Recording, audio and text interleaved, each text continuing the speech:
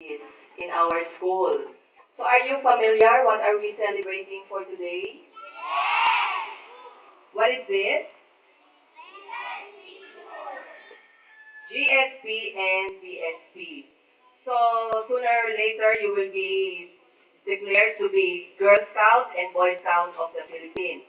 So my words for you this morning is for you to become good citizens of our country, to be good pupils of Holy Redeemer School. That's why we are inculcating in your minds all the values that the founders of GSP and DSP has formulated for us to be better citizens of this world.